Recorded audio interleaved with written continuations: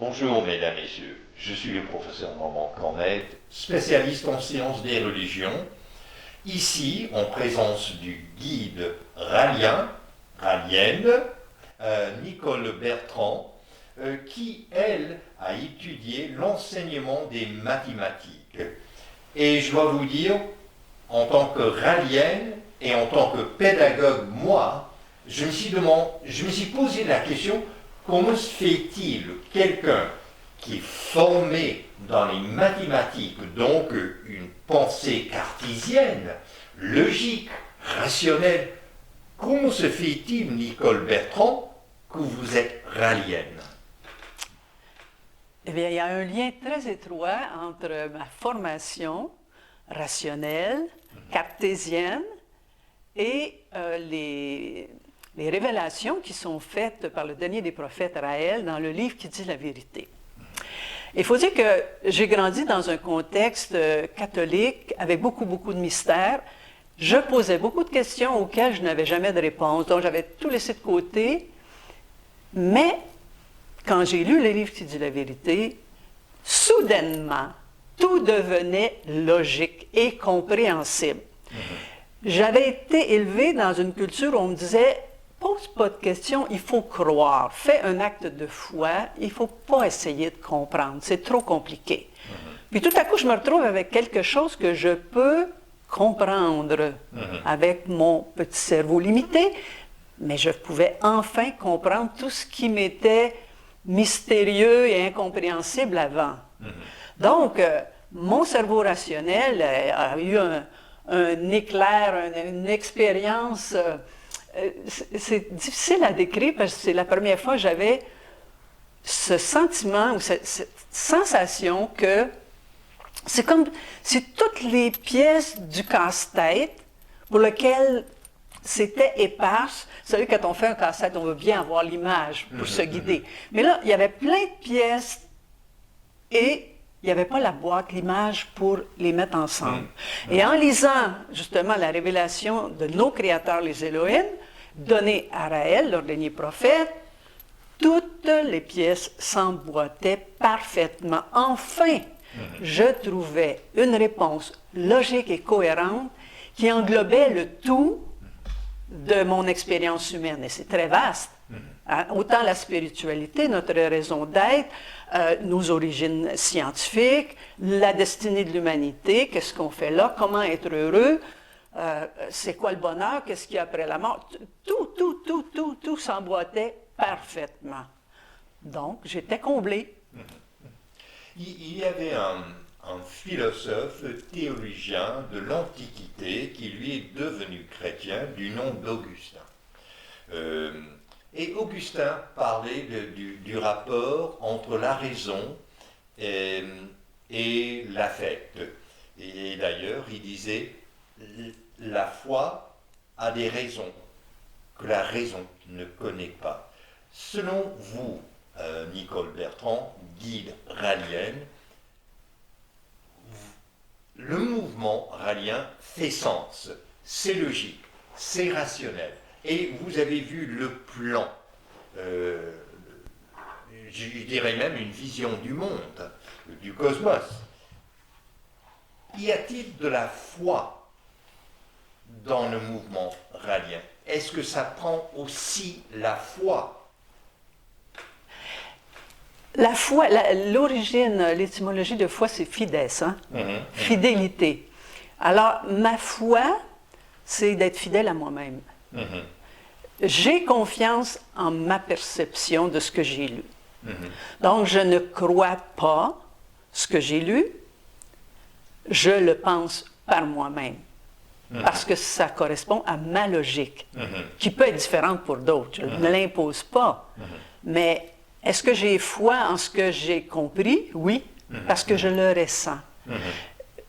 C'est tellement un gros contraste avec l'expérience intellectuelle d'essayer de croire, de répéter le catéchisme et de se dire « je cherche pas à comprendre, je cherche pas à comprendre ».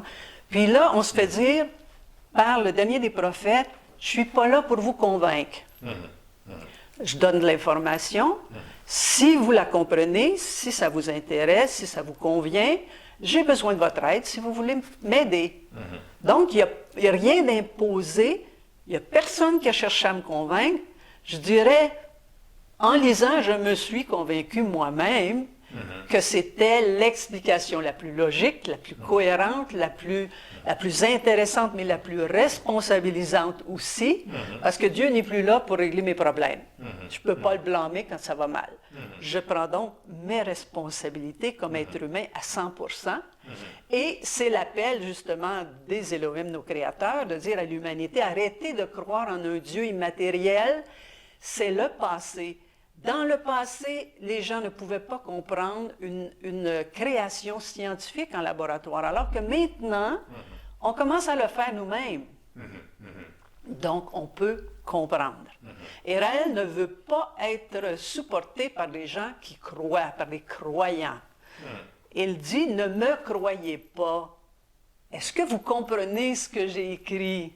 Est-ce que vous comprenez que le Dieu unique auquel on nous a fait croire, c'est en fait un groupe de créateurs scientifiques et d'artistes venus d'une autre planète qui sont venus chez nous et qui ont créé tout ce qu'il y a de beau, toute la nature, les plantes, les fleurs, les animaux et les humains des différentes races.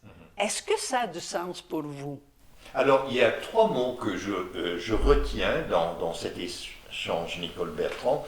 D'abord, vous semblez faire une distinction entre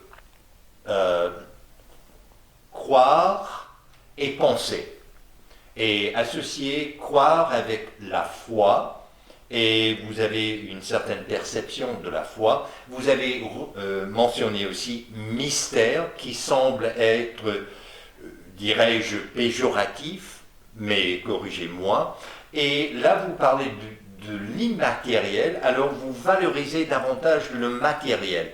Et je tors donc de dire la foi, le mystère, l'immatériel, pour vous en tant que ralienne, ce sont des concepts, des idées qui n'ont pas leur place.